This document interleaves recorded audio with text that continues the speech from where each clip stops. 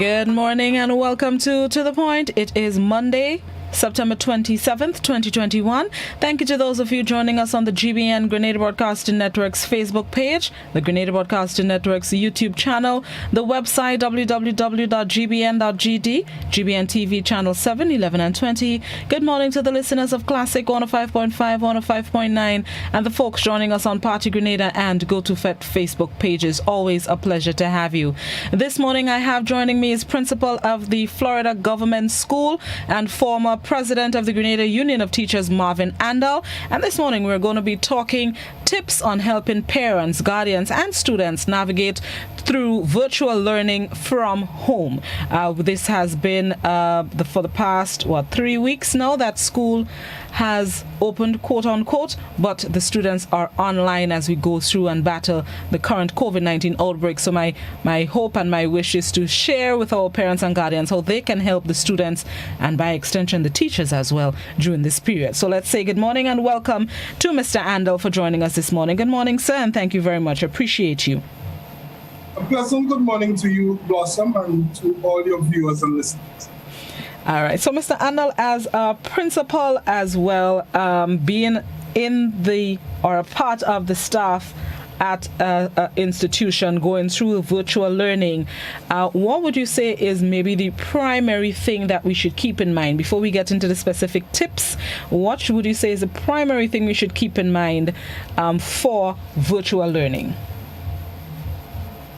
We have to agree that this that confronts us is unprecedented, and even teachers, parents, and students are learning how to teach and learn online.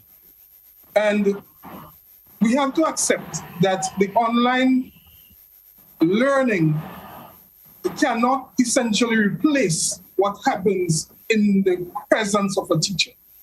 So we have to accept and wrap our heads around that. I think it is very important for parents to acknowledge that they have a new role in this dispensation. Now, first of all, it is my belief that all parents should take some time out to learn how children learn and understanding how the brain works, because the organ of learning is the brain.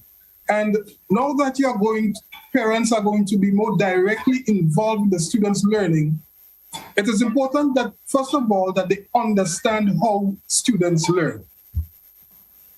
Another important thing that we have to do is to create the environment in the household that can support online learning. And therein lies some of the challenges, creating that environment to support the online learning. The challenge, like you said, it would be challenging for the parents, the teachers, the children. But something you said that stood out to me, parents need to learn how their children learn. Especially when you yourself have gone through a learning experience in school and you expect or maybe anticipate that your children will probably have the same experience. Learning in, let's say, 1980 compared to 2021, how would you say that differs, that parents need to keep in mind while trying to learn how their children learn? Well, school in the 1980s, the way we lived in the 1980s is different to how we live now. Therefore, the way we learned in the 1980s will be somewhat different to the way we learn now, in some ways. But there are certain consistencies, there are certain facts that don't change. But we have to accept that our lives has changed, and then we have to bridge the gap between the way children live and the way they learn. Our generation are digital migrants, but we have a generation of digital natives, and therein lies some of the challenges. Challenge one, I know for a lot of, well, I shouldn't say a lot, for some students, the challenge would be the devices and or internet access. So let's first start there with the children who cannot access virtual classes. how can parents help them keep active, mentally active, while going through this part of their education without the presence of physical or virtual classrooms? In some instances, though a child may not have internet at home, there may be a neighbor, or if they have a device, and many students have device, most of our students at the primary and secondary level have a device provided by the state. There are some exceptions, and we have to acknowledge that there are some households that are without electricity and without internet. That's a fact. That's a given. Now, in such case, if a child has access to a device and they do not have internet, if the device they have is connected to their school's internet, even though they do not attend a particular school and there's one close to them, if they get close to the vicinity of that school, they will automatically connect to the internet. I see in some villages, some neighbors are allowing students to probably sit sometimes in the yard or in the verandas and access the internet. With all of that, there are some students that would be difficult to reach, and in such instances, there are teachers who are preparing worksheets and other material to physically get it to these students and see that they can be engaged in some learning activity. But we do have challenges in this regard in terms of connectivity and devices. And there are also challenges for the students who have access to these. Specifically, my specific distraction I'm talking about, challenge I'm talking about is distraction, especially with internet access. I've heard of children are trying to circumvent attending class. They're showing up on the Zoom, but they're not really paying attention. That's a challenge. How can parents help their children stay focused? The fact is that some parents are away from work while classes are held virtually. Some parents have to go to work, we have to provide. And so if it is possible to have a responsible adult supervise their engagement in online classes, that can help. Some teachers recognize that students might be on, but the device is on, but they're not there. So teachers are asking students to put on their cameras so that they can see and ensure that they are engaged. In some instances, asking a student to put on the camera based on the living condition may cause some discomfort or embarrassment. They might want people to see how the house looks or does not look. And in such instances, to avoid that, we can use virtual backgrounds so that the inside of the house is not seen. Also, the conduct of persons in the household while online classes are going is a concern. Sometimes cameras are on, people walking about in the house barely clothed, speaking as normal. Even in the regular conversations, there are obscenities being used, harsh language, and that's coming through virtual classes. So parents have to recognize that the home has become the classroom. So what is said is heard in the classroom, and we do not accept obscenities. And so in the classroom, we do not accept nakedness in a classroom, so we should not bring it there through the virtual environment. Speaking of the parents, there are parents who, like you just mentioned, cannot be at home when when their children have to be on in virtual class. Is there any way that they can ensure that their kids do what they need to do? I'm not home, but you need to do this. What tip do you have for parents who can't be there to be over the kids to ensure they do what they need to do? Being in constant dialogue with the teacher helps to know what was done that day.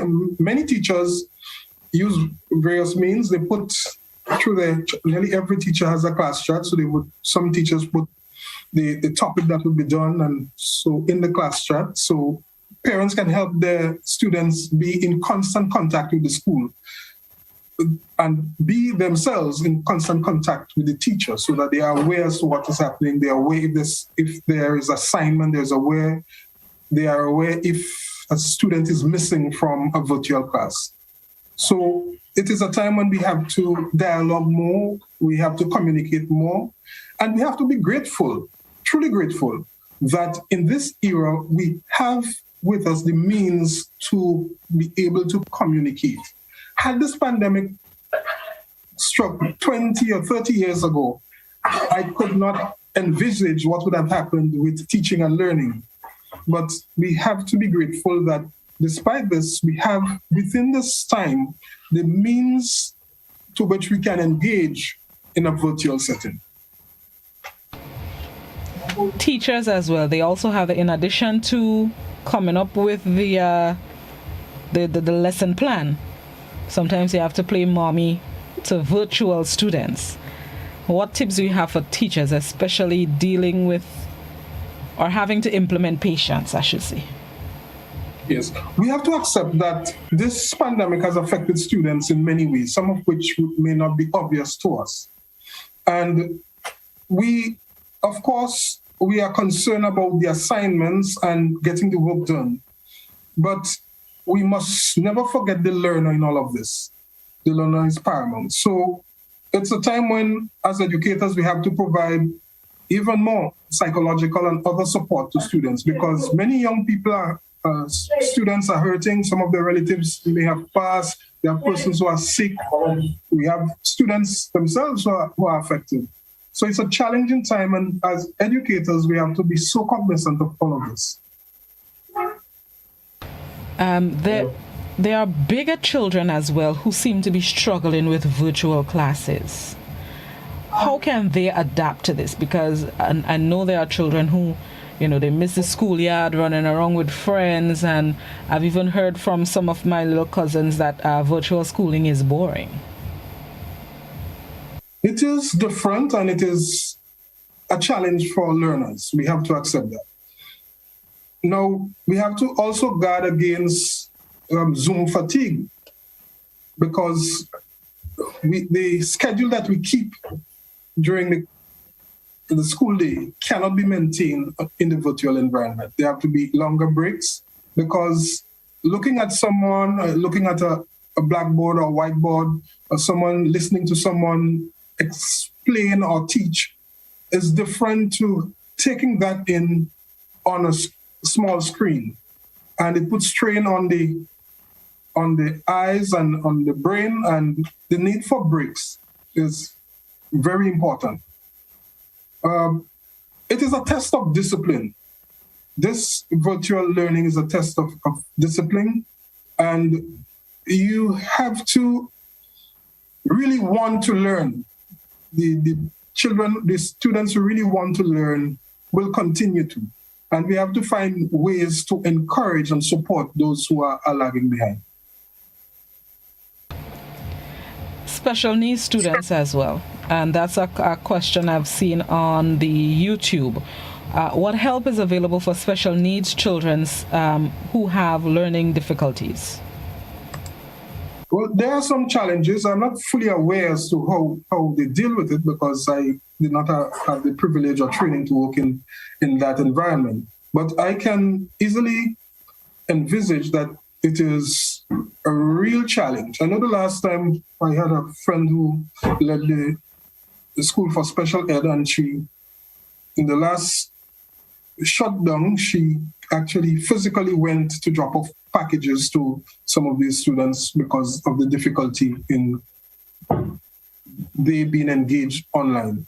Parents of special needs students have a greater task and need to communicate with their teachers and to learn from their teachers how their child is learning, and see how they can provide or make available that support for the special needs students. Is there a way? Well, yes, there is a way, but how can teachers make it more fun and engaging for students? Because like we just mentioned, it could get monotonous, it could get boring. How can they spice up the lesson plan for virtual learning to keep the children engaged? We can gamify the learning. Through the virtual environment, there are many games, Kahoot and other things that can be engaged in making the learning fun, making it like a game, and students generally love games. So a lot of the learning can be online games, questionnaires, providing feedback, showing videos, and that kind of engagement that can keep students, rather than just the lecture and going through PowerPoints. We can do that. But it's a learning process for teachers, and I think we are getting better at it as the longer this endures. And we also have shortened class time, virtual class time for our children. Not teachers, but parents now need to come in here. Let's say we have a session from 8 to 12 for the students, and school usually goes to 2 for some people, 2:30. But what can parents do to keep the children maybe the full 6 hours that they usually go for class instead, longer than the 4 that they are doing for virtual? How can parents do that and keep their children engaged and not just tell them, okay, class done, find something to do and leave them alone? Well, of course, teachers provide assignments that the students can do. Although the engagement online might be for limited time, but many of the teachers provide assignments so students can be engaged in their assignments. The parents can see that they do it. But we cannot forget the importance of physical movement and physical activity and play for students in this time. We have to ensure that our students are physically active. There's a connection between physical activity and brain activity. And that's why on the onset, I said that we have to learn something about how students learn about how the brain works, because that's the organ of learning. So we cannot expect students to be sitting or engaged in sit work or on a screen or on a computer for an extended period. They need regular breaks. They need to be engaged in physical activities. And there are other important things that for the parents at home that can teach the students very important life skills that can be taught to students within that time as well. Because learning is not just for school, but learning is for life. I like that. Learning is for life. How much does the age of the student influence the kind of learning or teaching that is required? Yes. That's why we said the importance of learning how children learn and the issue of cognitive development. There's one theory that suggests that the student's attention span is directly equivalent to their chronological age plus or minus 1. So a 5-year-old should have an attention span of about 5 minutes, 6 or 4, plus or minus 1. So because of that, how we engage them and how long that they are engaged in is directly related to the level of cognitive development or the age, which is sometimes closely related to the chronological age. So we have to vary the activities, be engaged in physical movement. Sometimes we stop after a few minutes, sing a song, play a little game before we re-engage. So teachers, by their training and practice, would know when a child should be fatigued and can change or vary the activity to suit the level of the child's development. I am concerned with the students who would be sitting CPEA and CXC next year, God willing. What kind of extra work can they do? Should they be doing extra work outside of the work teacher gives me today? How can I help myself? Yes, but just take those exams very seriously. You might not imagine how much teachers go over and beyond, because the results, they desire to have great results. And I'm very confident that the teachers that are preparing students for final exams, external exams, would do all possible and necessary to ensure that they are successful. I can put my neck on a block for the teachers at that level. They really go over and beyond, and I know that in this dispensation, it would be no different. Is there a website, a book, a source that parents can use to help their children outside of the Edmodo and Zoom classes that they use? Well, of course, there's the University of YouTube. Nearly everything you want to learn about, almost everything, you can look at the video. Yeah, you know. So some parents are not aware or not comfortable with Zoom, they can just look at a tutorial on it. There's so many available online. So we can, that's why we say we can learn how the students learn about the technology. And once you can go onto YouTube, you can learn virtually anything from fixing a car to health foods. Is there an avenue for teachers or parents who may want a session with the teachers themselves, so that teacher can teach me and I can teach my child?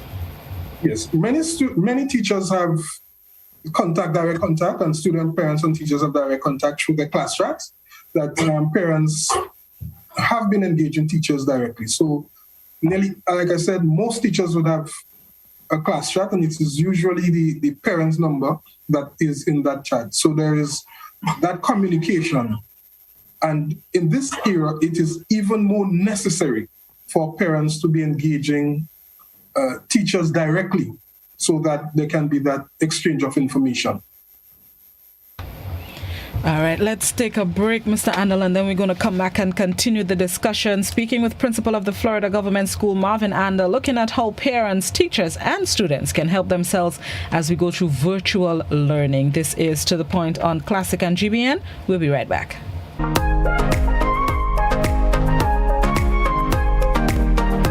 GBN Television News at 7, a pulse on all things Grenadian. Look out for our new features through expanded synergies with our media partners in Barbados, St. Lucia, Jamaica, Trinidad, and beyond. Capturing the latest in news, sports, weather, and entertainment. Credible, informative. Thank you for making us number one. News at 7, live, Monday to Friday on GBN Television, Channel 7 and 11. K105.5 and 105.9, Hot 98.5 and 98.7, GBN Television Facebook page and YouTube channel, and www.gbn.gd. GBN, with you anywhere and everywhere. Feel good facts. Avoid the most common causes of spreading the flu. Cover your coughs and sneezes with a tissue, dispose of it straight away, and either wash your hands or use an alcohol-based hand sanitizer.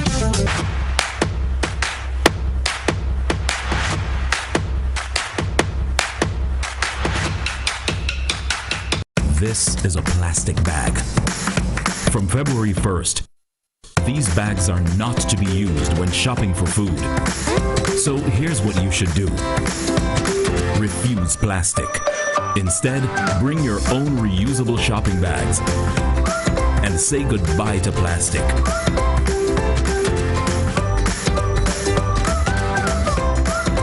Choose to refuse plastic. Walk with your reusable shopping bags and help protect pure Grenada from plastic pollution. A message from the Ministry of Climate Resilience.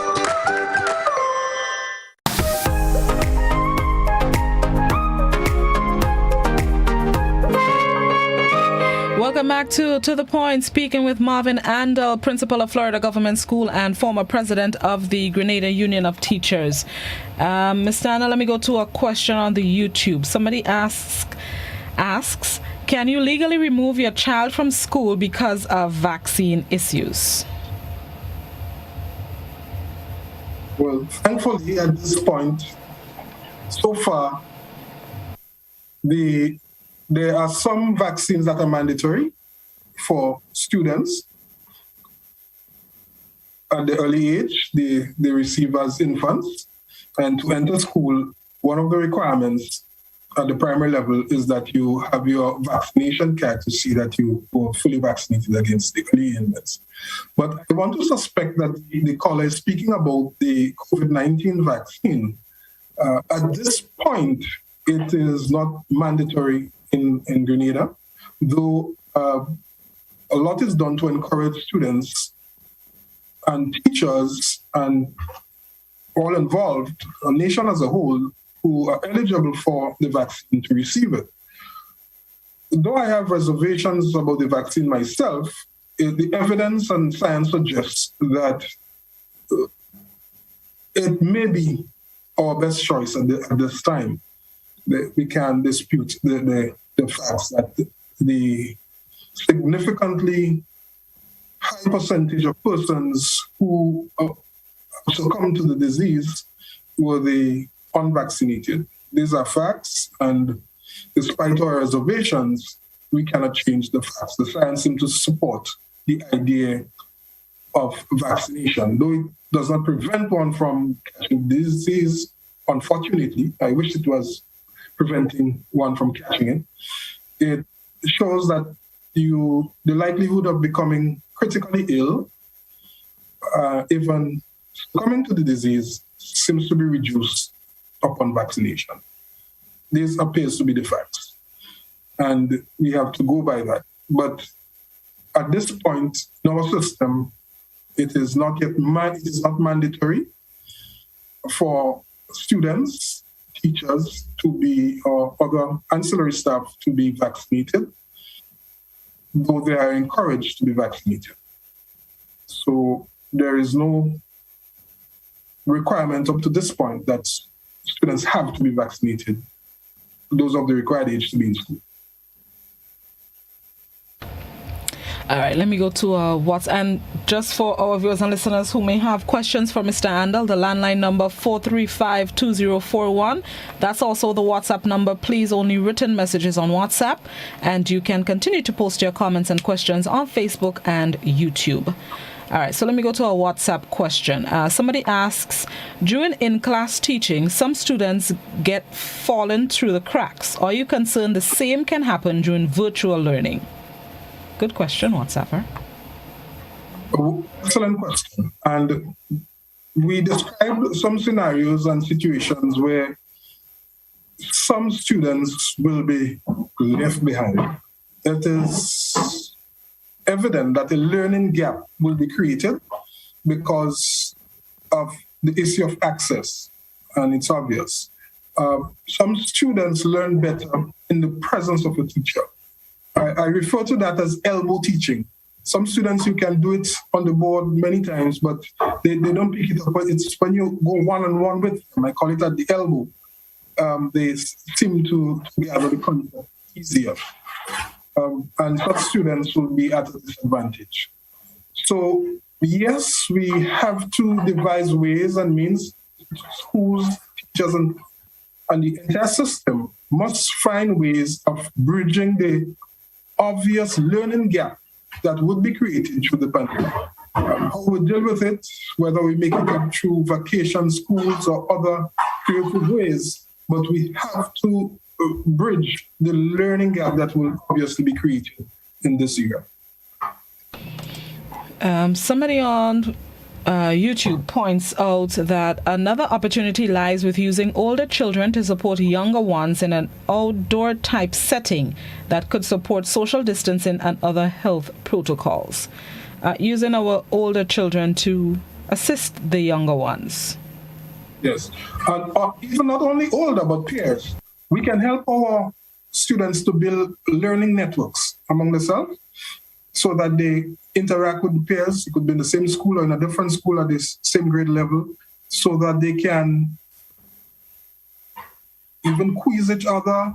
They can go over notes together, exchange communication as it relates to the material which they are learning. So building that learning network is something that parents and teachers can encourage, so that students' peer-to-peer teaching can occur even in the virtual setting.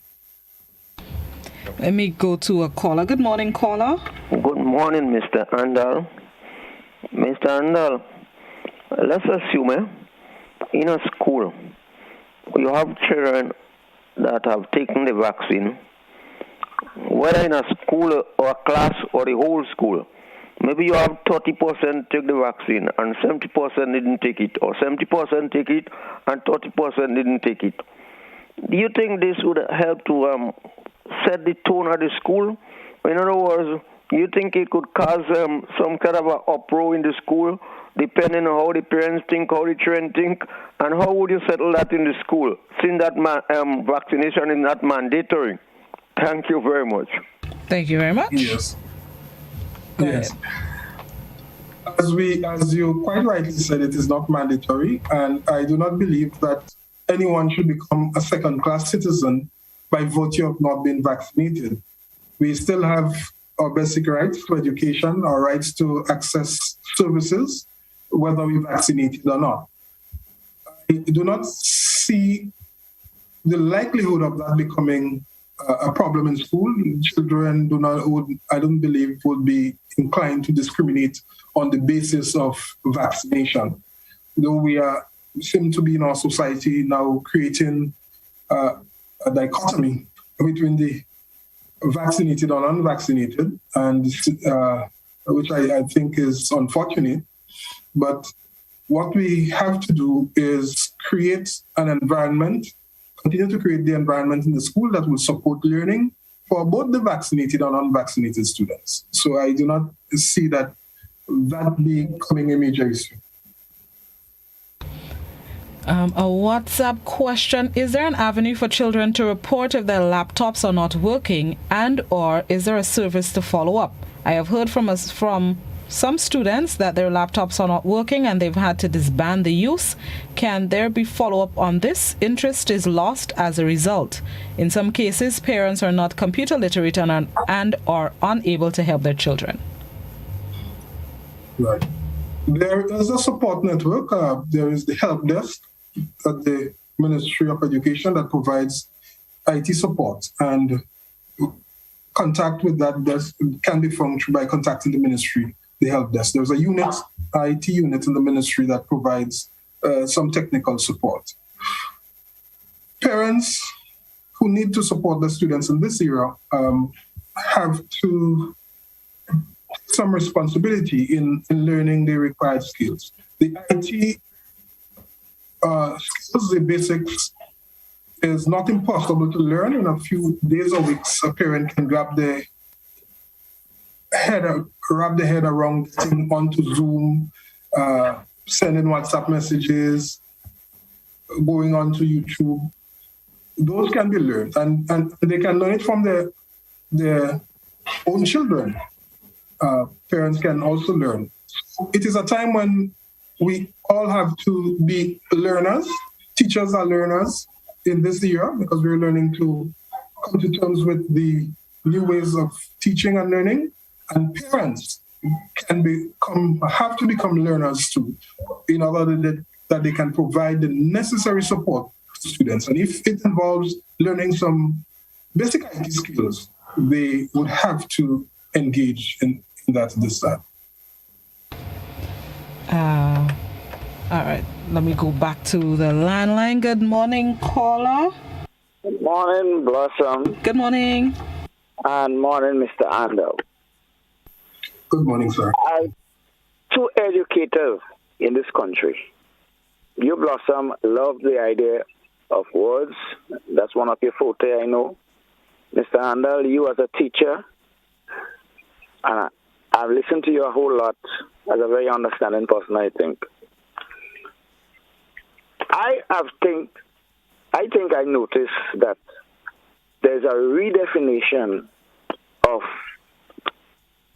what is a vaccine that doesn't seem to make sense to me for 1 second.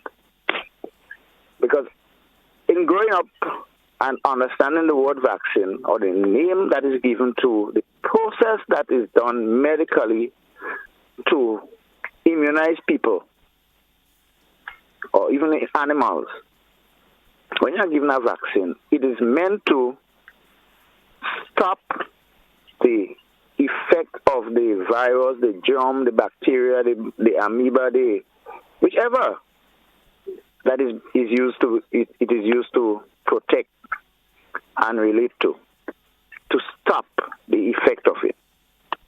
We have a vaccine being given to people nowadays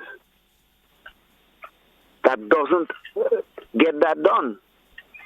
But somehow people are trying to convince, or the government and there are those who are fighting for the same cause, trying to convince people that take the vaccine and is the solution to the problem that we have. So that, for example, the question that the caller just asked you there, it is one of those issues that need to be considered.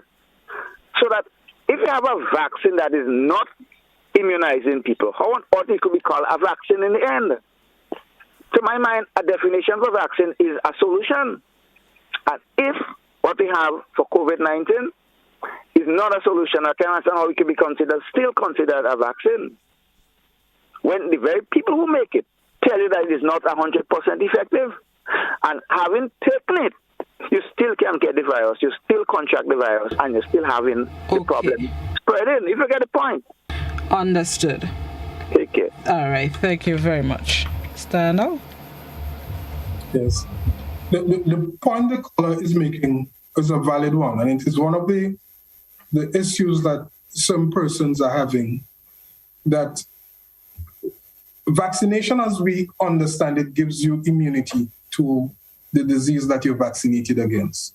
And in this present pandemic, vaccinated persons are catching and spreading the disease. In fact, it is likely that a vaccinated person would be a super spreader because the likelihood of coming down with the symptoms seems less. That can be argued.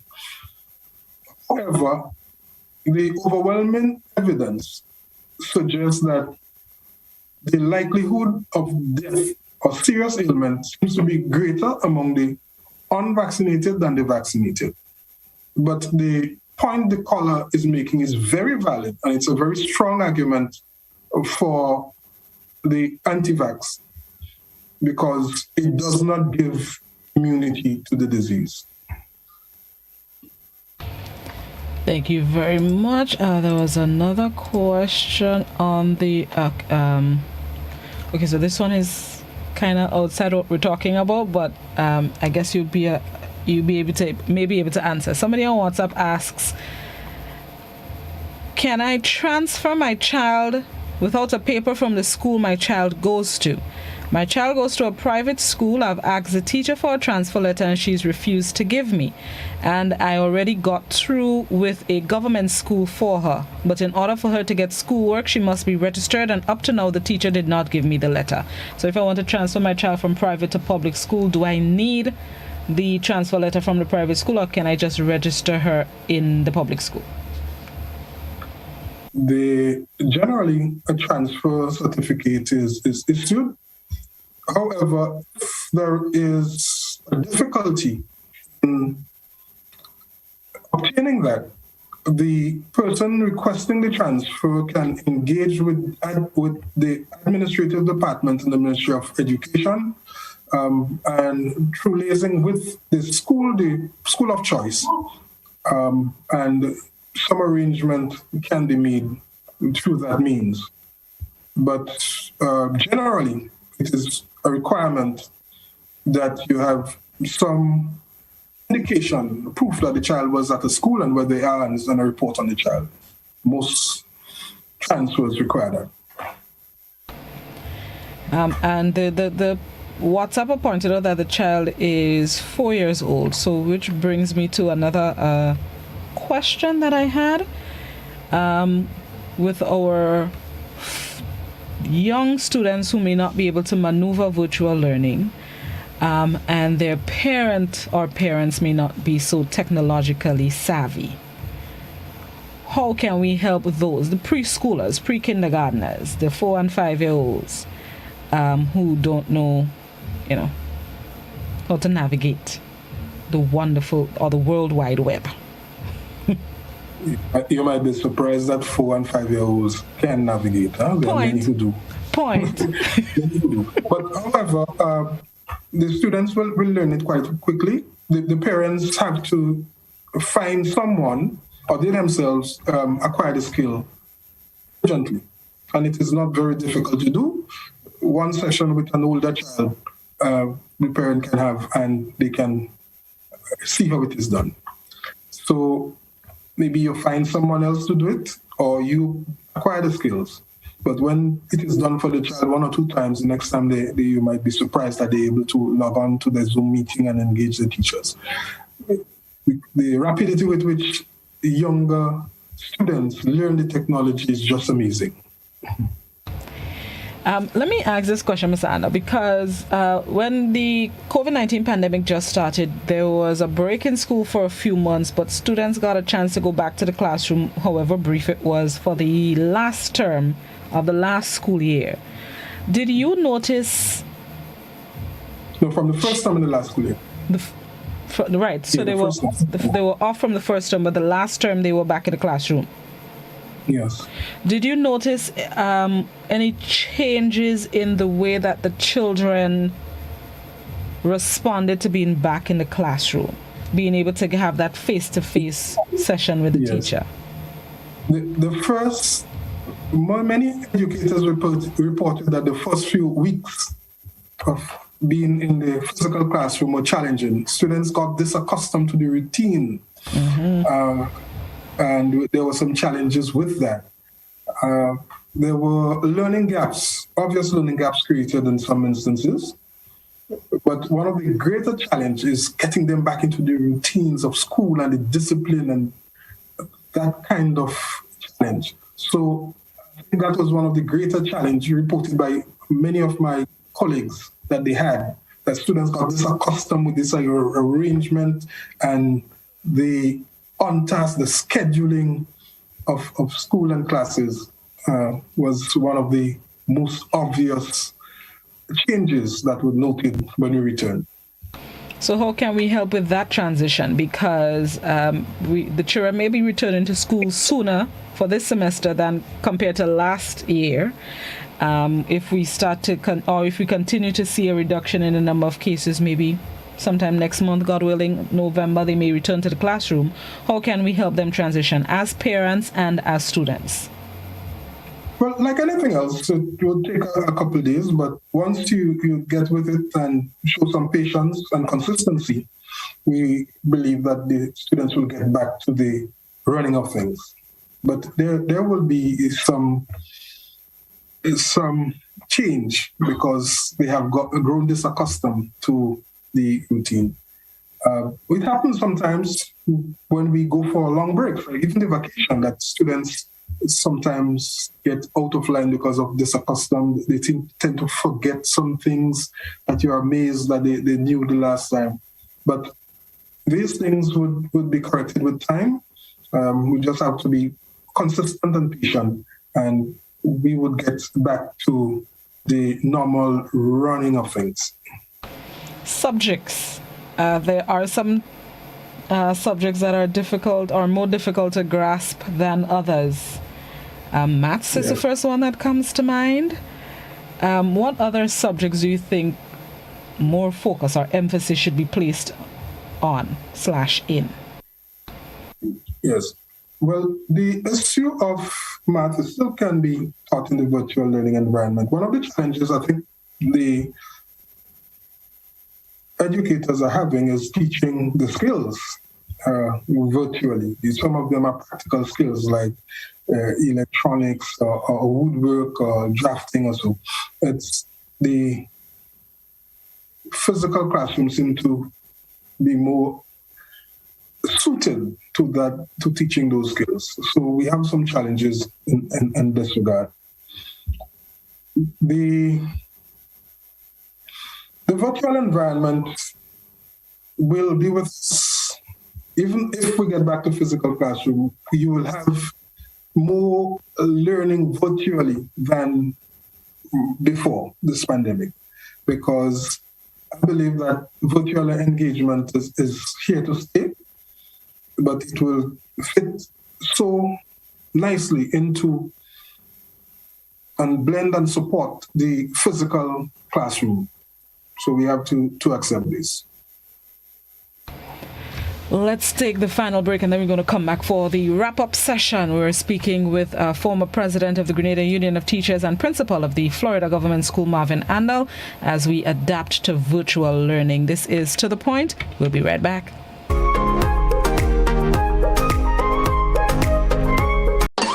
Coughs and sneezes spread diseases. So cover coughs and sneezes, please.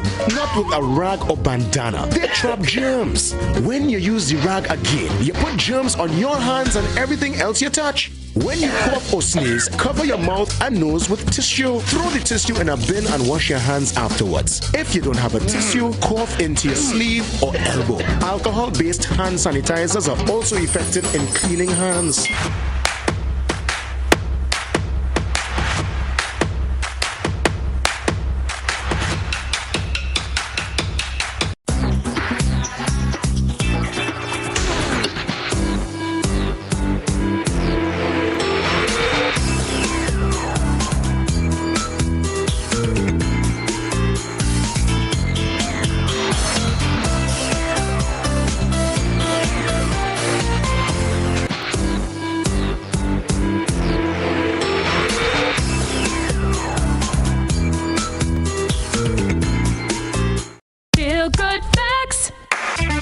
Prevent cold and flu by washing your hands with soap and water for at least 20 seconds. That's the time it takes to remove most germs. No soap and water? No worries when you've got alcohol-based hand sanitizer.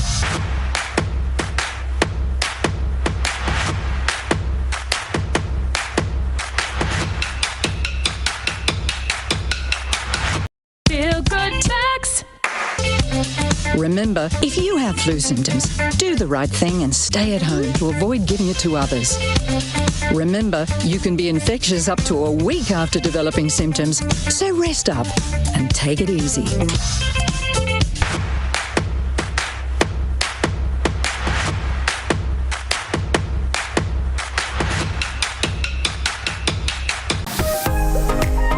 Looking for that injection of vibes and energy, of course? Well, I've got just that. Hi, my name is Gary, Mr. Smooth, and I'm inviting you to join me on the Hot Morning Show on Hot 98.5, 98.7 FM. Weekdays, Monday to Friday, 6 to 10 in the morning. I've got a healthy dose of your favorite and most infectious hits sampled with information, news, laughter, and all the other ingredients that go into making the hottest morning show on the radio. The Morning Heat. And while you're at it, don't forget to hit us up on WhatsApp, 435-7517. We've got topics, we've got discussions, calls, voice notes, and so much more. But I can't tell you everything. You gotta tune in. The Hot Morning Show on Hot FM 98.5, 98.7 with yours truly, Gary, Mr. Smooth. Kaboom!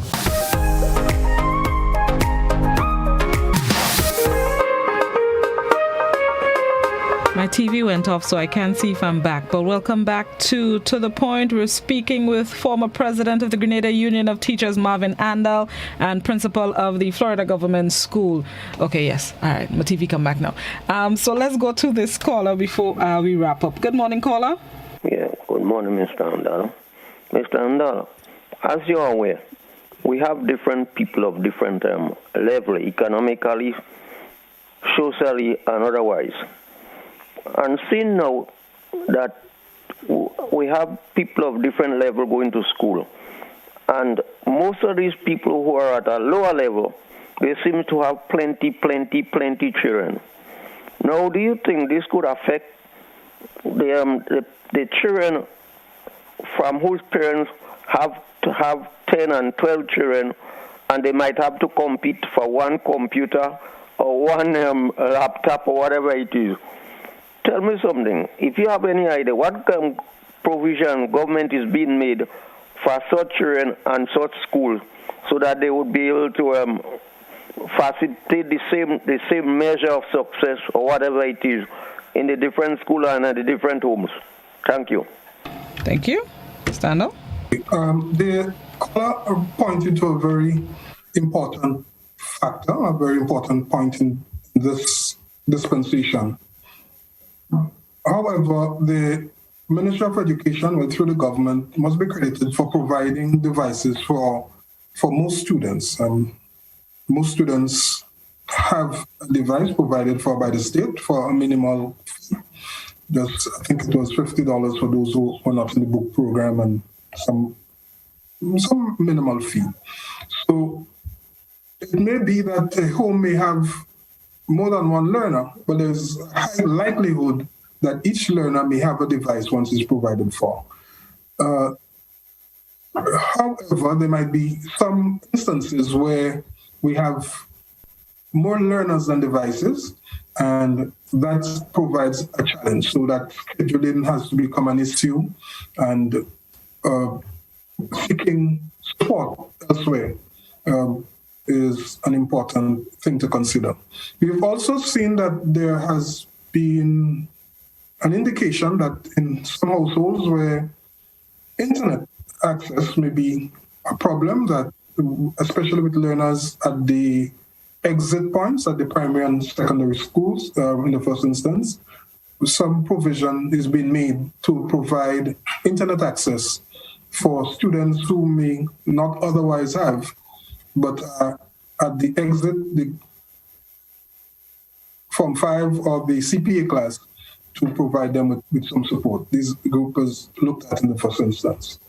But we have some challenges because we may have situations where we have learners, more learners than devices available, and that's an inevitable challenge. All right, let's wrap up the let's wrap up the program. In your wrap-up, I'm going to ask this question. Somebody says or makes a statement, I am wondering if this period that we are in is really a great time to be a teacher, as is suggested by a commercial on TV. You can include that answer in your wrap-up.